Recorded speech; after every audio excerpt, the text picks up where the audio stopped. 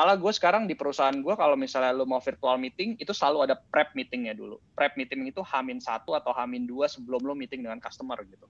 Kita kalau bisa malah kita harus cari orang yang betul-betul maksudnya bisa kasih rahasia, maksudnya bisa kasih informasi ke kita banyak gitu. Dan itu kita sebutnya buddy biasanya. Nah dari lu sendiri Ya, gimana akhirnya bisa tetap terus bertahan kan untuk mendapatkan sales seperti itu? ya kalau dari gue sih sebenarnya ya makin apa ya? Ya istilahnya makin gerilya. Dalam arti ya karena pemikiran gue cuman sektornya jalan, ya udah sebenarnya kan ada duit. Cuman bedanya adalah sekarang kita juga lebih ke arah tailor made solusi yang kita punya dengan ya kemampuannya customer. In 5, 4, 3, 2, 1, welcome back to Acting Podcast. Emir Panjihan Rizky. Akhirnya datang. Halo Emir. Udah lama ya nggak ketemu ya. Udah lama banget kita amat sangat lama sejak pandemi. Ini pandemi udah jalan hampir mau 2 tahun kan. Kita terakhir ketemu aja ya sebelum pandemik berarti. Di gym. Betul. So gimana selama pandemik pekerjaan berjalankah dengan lancar, karena pasti banyak tantangan baru kan, apalagi mungkin bagi yang dengar atau nonton video podcast ini tantangan banget di era pandemik ini, bahwa seorang Emir ini adalah apa kita sebut, berarti lu seorang sales, marketing, atau sebagai apa sih sebenarnya kalau di kantor lu? Ya gue sih sebenarnya key project engineer, tapi ya gue ya bekerja masih dalam bidang sales sih. Gitu. Oke. So gimana di selama pandemik ini kan pasti nggak tahu, tantangan pasti benar-benar gila banget kan, karena emang pasti permintaan pun juga pasti menurun lah, terus habis itu kita janji ketemu juga sulit banget buat orang, presentasi juga yang mungkin dulu sebelum pandemik dengan sangat mudah ya kita bisa ke kantor, kita ketemu orang, dan itu tantangan baru banget dong buat lu kan? Ya, betul. Nah terus habis itu gimana lu ngadepin perubahan ini, kan signifikan banget kan Mir, karena kan nggak semua orang tahu dan siap kan untuk jalanin si pandemik ini yang tiba-tiba harus work from home, apalagi dengan sekarang ini lagi PPKM, semua yang benar-benar kita kerjakan dari rumah nih. Ini berarti ada perubahan drastis banget dari lo nih. Pertama apa sih yang paling berubah banget kalau dari lo coba? Sebenarnya karena perusahaan gua kan di bidang konstruksi ya, Nob. Maksudnya bidang konstruksi itu kan salah satu sektor esensial ya, bisa dibilang ya. Jadinya memang masih 100% berjalan.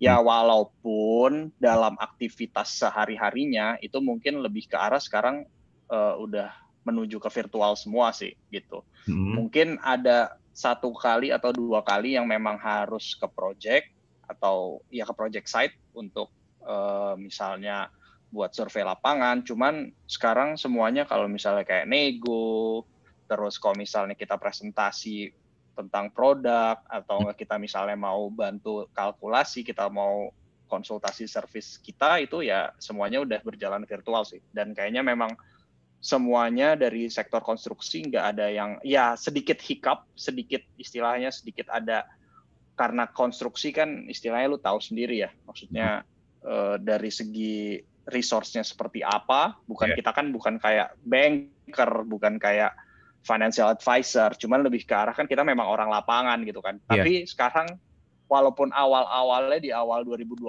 itu kita ada hiccup sedikit untuk penyesuaian digitalisasi dengan virtual, tapi sekarang sih udah banyak customer atau klien-klien gue yang lebih move towards virtual sih. Jadinya apa-apa Pak, virtual meeting aja Pak, virtual meeting aja Pak, selalu kayak gitu sih sekarang. Gitu sih Nol. Tapi ini tertarik banget Emir, karena ini ada tantangan baru kan. Maksudnya yang kayak tadi sempat lu sindir gitu, bahwa atau lu singgung bahwa kalau kita di banker atau misalkan kayak gue sendiri juga di dunia konsultan, pada saat kita berubah ke digitalisasi aja kita masih harus ada penyesuaian baru kan. Nah ini gimana lu sebagai di konstruksi, dan lu kan jual bisa bilang juga menjual ada alatnya ya, yang biasanya pada saat dulu kan lu pasti akan ada yang namanya demo dan segala macam. Dan ini secara virtual nih gimana dong pendekatannya akhirnya? Ya sebenarnya sih kita memang kalau misalnya demo gitu, ya istilahnya kan emang perusahaan gue ini kan Hilti ini kan direct selling ya, jadinya memang kita tuh memang direct selling dan gak ada distributor dari awal. Dari Hilti berdiri sampai sekarang itu kita gak ada distributor sama sekali. Jadi kita emang berprinsipal gitu. Dan memang ownernya pun emang ya terus akan mempertahankan direct selling model ini gitu, karena menurut ownernya yang dari Hilti Liechtenstein HQ itu menganggap kalau direct selling itu termasuk ya mungkin lebih konvensional kalau bisa dibilang, cuman lebih ke arah bisa ini ya, bisa tahu feedback dari customer itu direct ke kita gitu. Instead Oh, of dari distributor kan nggak mungkin kan, kayak iya. distributor ya yang penting by numbers aja. Sedangkan kalau kita benar-benar R&D kita di Liechtenstein itu benar-benar memikirkan feedback customer sekecil apapun itu. That's why kita ada direct selling dan ada sales-nya gitu. Dan kalau misalnya masalah produk demo, tentu pasti kita berdampak banget gitu. Karena apa? Karena dulu memang kita banyak teman-teman sales kita memang jalan ke project ya demoin langsung Iya kan, alatnya bawa gitu. alat, bawa apa segala macam dulu. Iya, Nah, iya, iya, dan customer ya coba sendiri. Ya, cuman kalau sekarang sih sebenarnya kita karena masih sektor esensial yang gue bilang tadi masih bisa lah. Maksudnya kalau misalnya ada demo ya mungkin lebih ke arah ada protokol kesehatannya lah. Kayak misalnya berapa orang Pak kira-kira yang ikut di demo itu nggak boleh besar-besar. Nah cuman kita selama udah setahun belakangan ini menjalani pandemi kok demo kayaknya kurang apa ya, istilahnya kurang, kalau demo di lapangan dengan orang yang terbatas ya kadang-kadang hasilnya juga kurang maksimal. Jadi akhirnya betul. kita mau nggak mau sekarang virtual Heeh. virtual demo, jadinya kita bikin video demo dari marketing, dari tim marketing, dan dengan bantuan tim sales coba bikin demo dengan alat-alat kita apa aja yang kita punya, dan itu bisa di-share di hilti.co.id di platform digital kita, atau enggak nanti kita benar-benar bisa bikin sendiri juga sih, maksudnya kita datang ke kantor, ada di situ ada beton, ada inilah, ada alat peraga lah istilahnya, dan kita bisa ngedemoin alat kita di situ dan itu bisa kita kasih ke customer. Kayak gitu sih, no. Tapi lebih ke arah sekarang ya lebih ke virtual gitu sih. Jadi biar kata perubahannya sekarang adalah pada saat dulu lo harus demo langsung ketemu orangnya dan ini menjadi Ya, digitalisasi dengan buat video ya. Berarti ini ada salah satu tips baru lah ya. Maksudnya buat orang-orang yang juga di ya, sana lagi pandemi kayak gini kan suka bingung kan yang mereka jual barang yang biasanya itu orang harus pegang, orang harus lihat, orang ya, harus melihat langsung. Sekarang ternyata di era digitalisasi ini bisa dilakukan shifting dengan cara bikin video ya. Yang mereka akhirnya yes. bisa mulai merasakan ngeliat kayak oh iya ya ternyata barangnya kayak gini ya. Iya, sama aja kayak beli di Tokopedia kan, no? Nggak bisa lu pegang sebetulnya barangnya.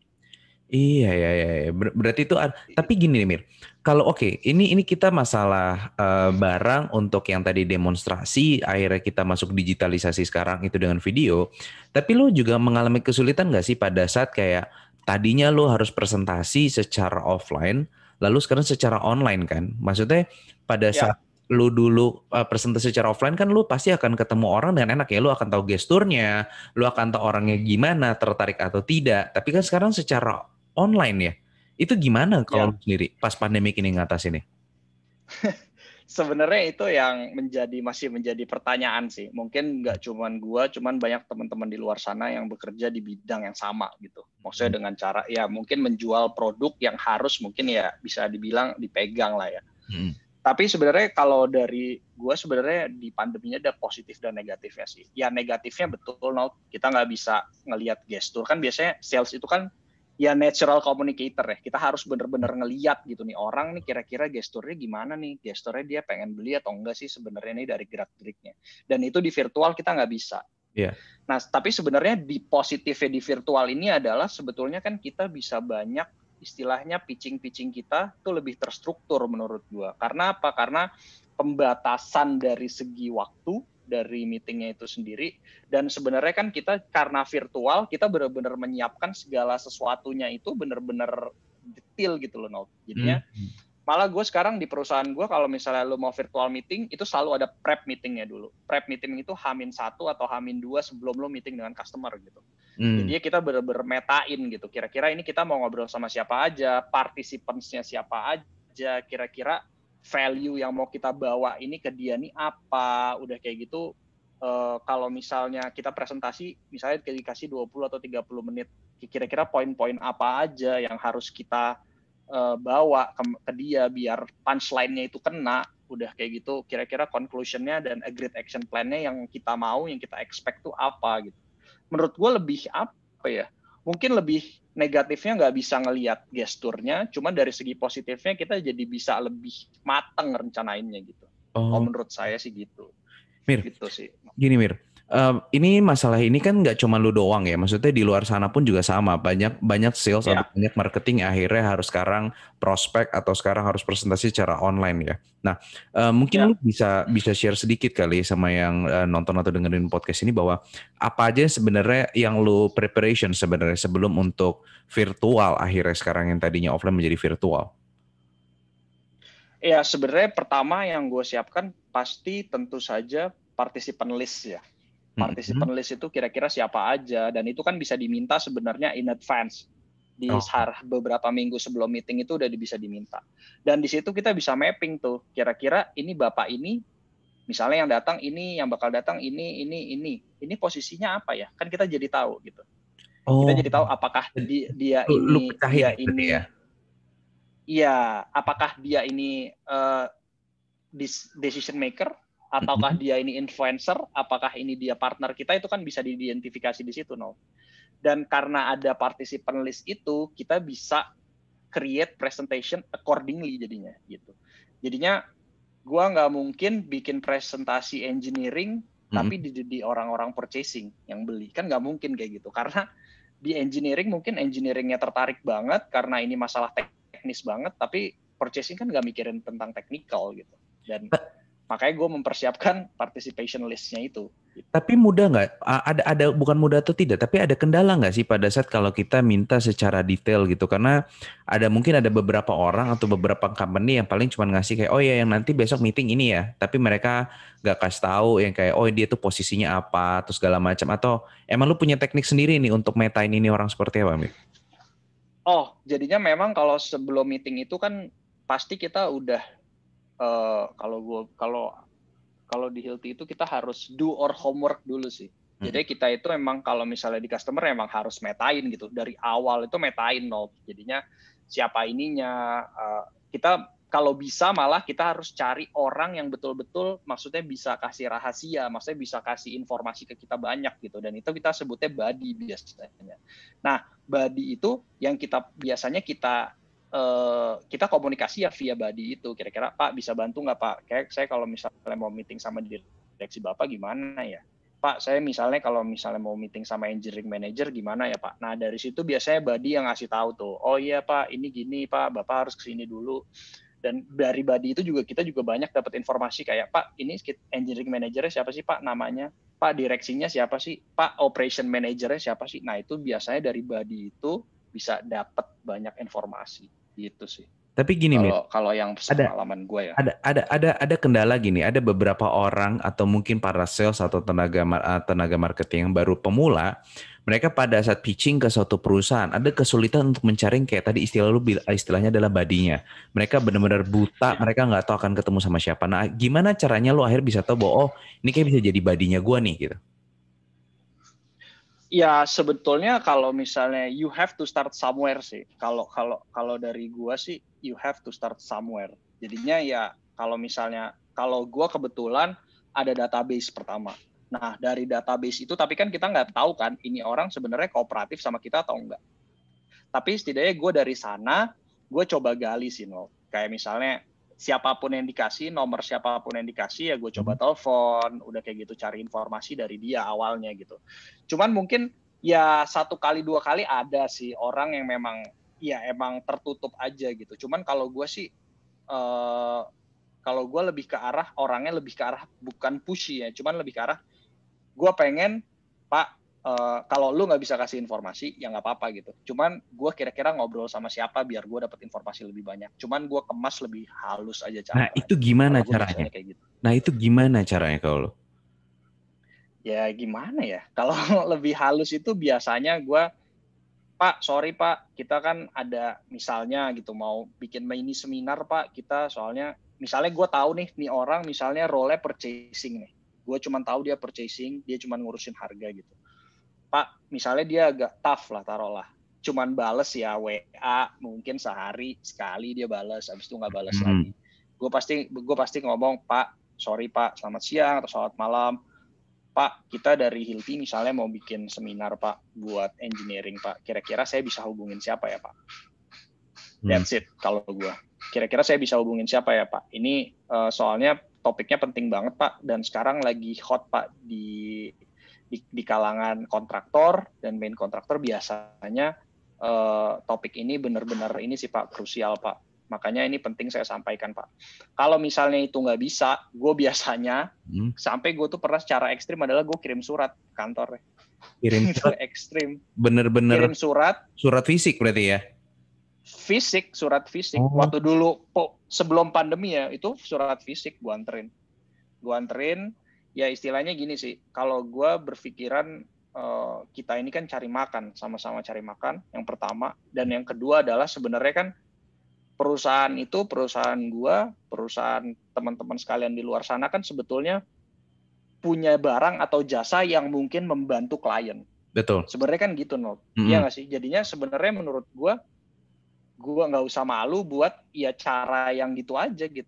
Maksudnya ya yang penting niat baik, udah kayak gitu kita juga nggak kurang ajar, kita sama-sama cari makan, ya udah. Kalau gue sih selalu kayak gitu sih. Dan mungkin 80-90% works every single time sih. Kalau pengalaman gue kayak gitu. Oke. Nah, terus habis itu karena pandemi seperti ini gimana Mir?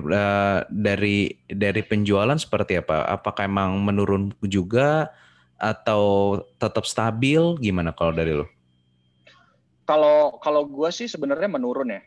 Sebenarnya dari sisi behavior dari customer-nya itu ya menurun. Walaupun sektornya masih jalan, cuman sekarang kecenderungannya adalah lebih customer tuh lebih apa ya? Saya lebih picky kalau bisa dibilang sesuatu iya, lebih picky ya? karena apa? Karena ya pandemi gini cara cari uangnya juga istilahnya susah ya. Banget kan, iya, kan banget.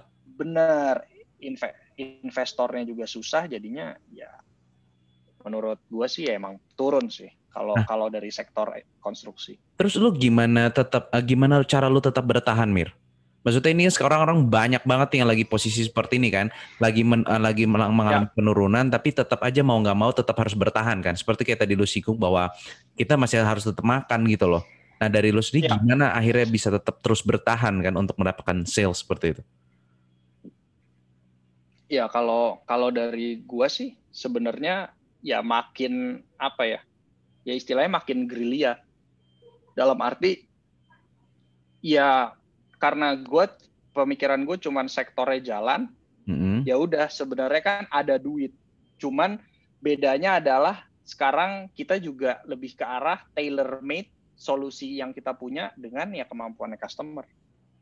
Nah itu juga penting sih akhirnya. Menurut gue sih gitu sih. Iya. Itu yang tadi sempat lu singgung juga adalah tailor made tadi ya. Jadi ibarat kata kita jangan memaksakan lagi kan. Ibarat kita mencoba untuk mengerti sebenarnya klien kita butuhnya apa. Klien kita ini sebenarnya lagi menginginkan apa akhirnya ya.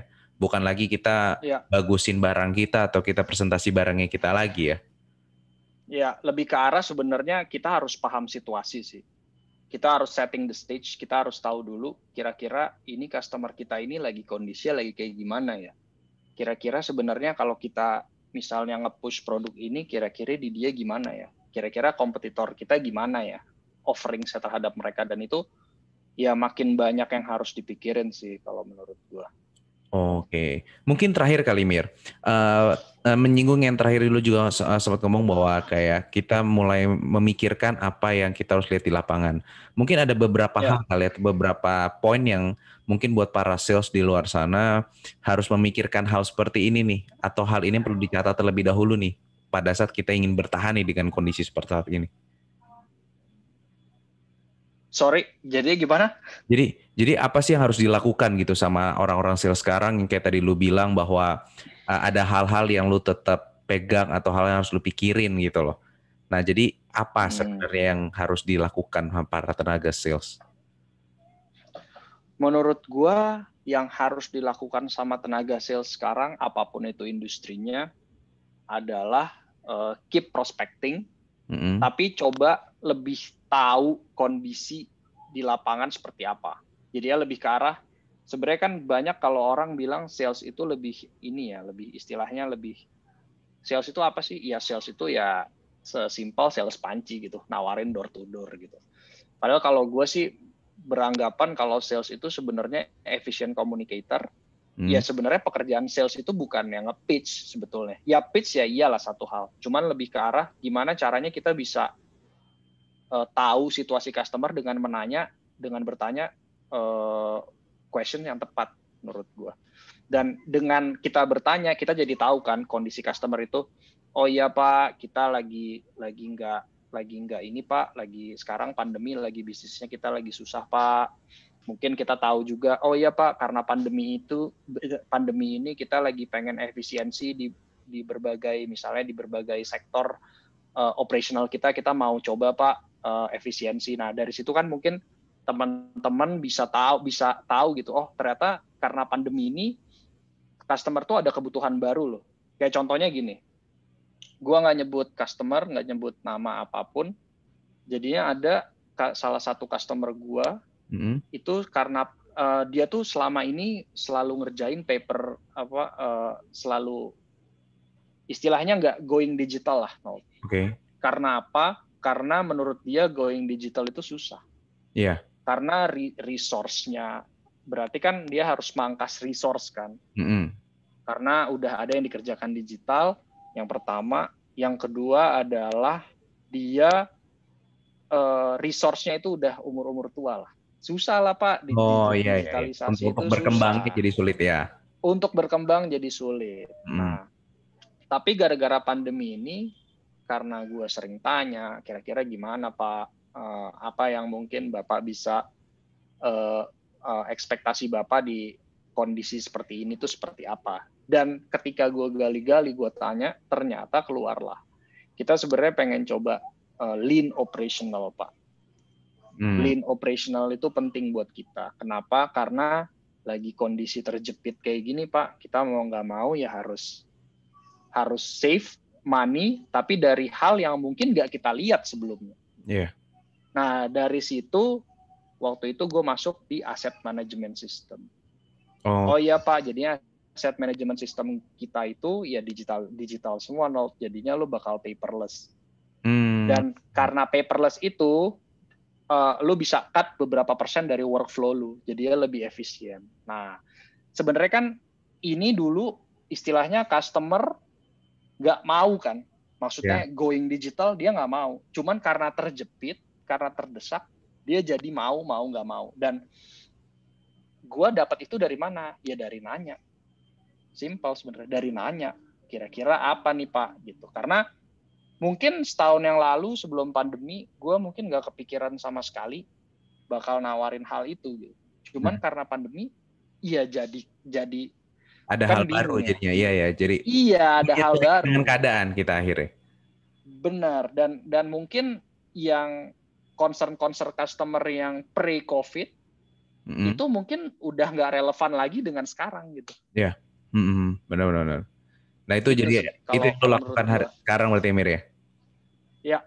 Oke, gue lakukan sekarang. Mir, thank you banget lo. Ini moga-moga juga orang-orang di luar sana yang bukan banyak lah, kayak gue rasa banyak sekali bahkan tenaga sales atau marketing di lapangan yang lagi pusing banget, yang lagi struggling banget untuk tetap bertahan, untuk bisa tetap mendapatkan sales. Moga-moga dari video atau podcast hari ini kalian mungkin bisa mempelajari beberapa hal atau beberapa tips untuk di pekerjaan kalian. Jadi tetap semangat aja. Setiap orang juga, ya tadi Emir juga ada open juga bahwa dia juga sendiri mengalami penurunan, tapi tetap struggling, tetap berusaha, tetap adaptasi lah dengan lapangan seperti apa. Mungkin kayak gitu Emir, thank you banget sekali lagi berbagi banget di konten ini. Sama-sama Nol.